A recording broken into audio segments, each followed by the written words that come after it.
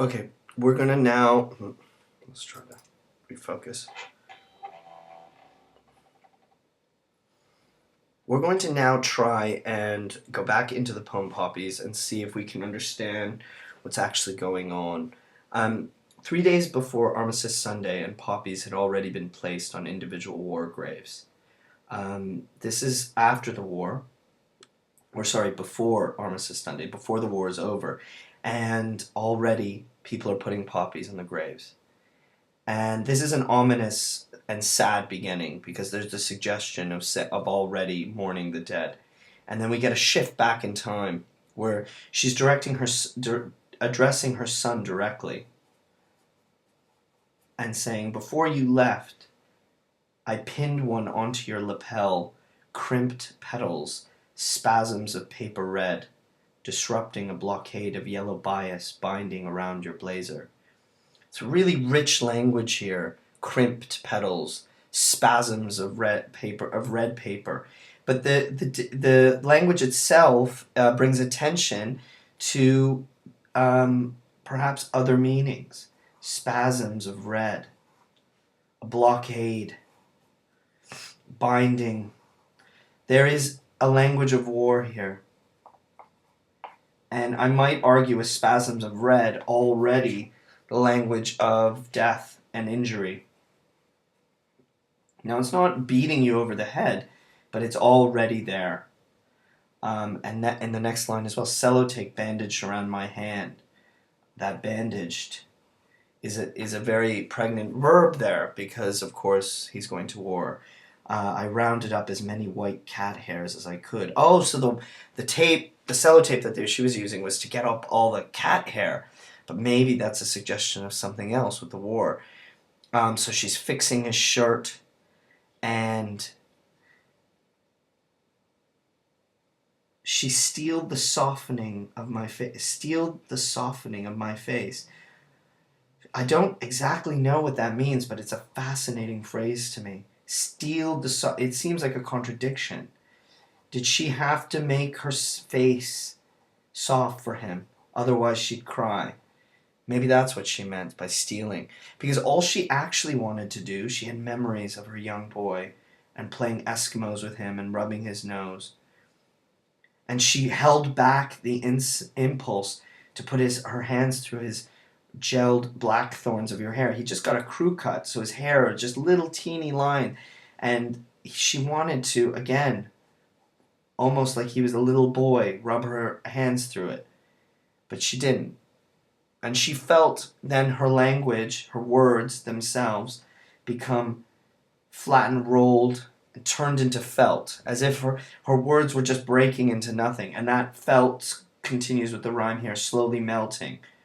Her words are going away. They mean they're nothing. They can't do anything right now.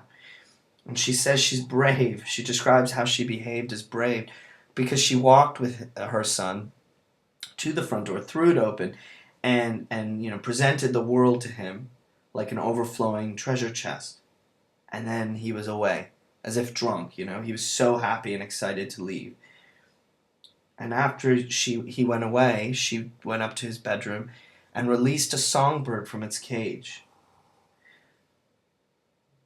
I don't know if that is an actual thing that she did, but certainly the image here is one where the bird is like her boy, that she has to release him. She can't cage him up. He has to go do this thing, whether it be go to war or leave the house. And that, again, that's the universal aspect of the poem.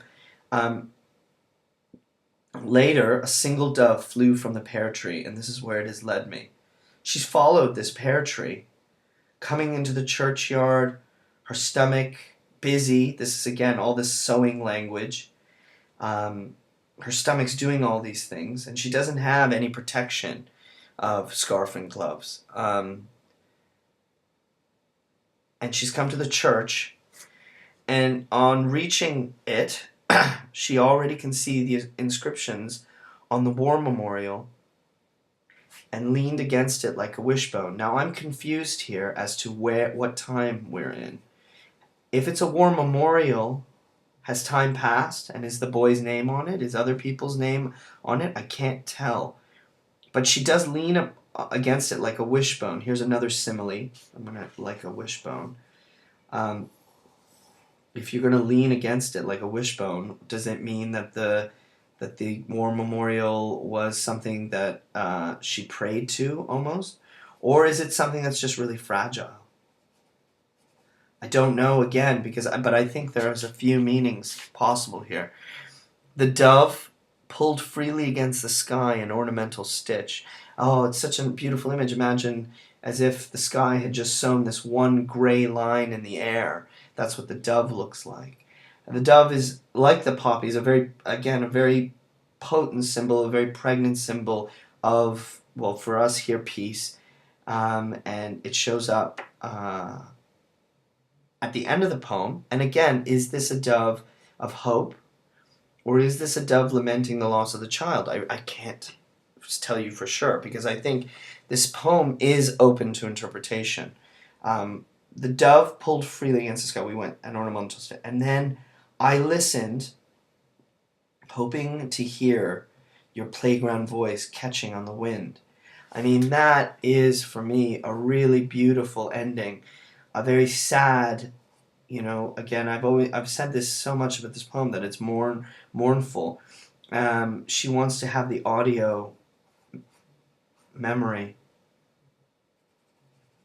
and it doesn't seem to be happening because she's hoping to hear, whereas her visual memories of playing, nose to nose like Eskimos when he was little is easily returned. Here it's not. She's listening and hoping it'll return, as if the past is just constantly flowing around and the wind would catch that voice and bring it back to her. And maybe she wants her boy back, actually. So this is a really interesting story poem, I think, that leaves the actual story open as to what's actually happened to the boy. And we don't know, and we can't tell.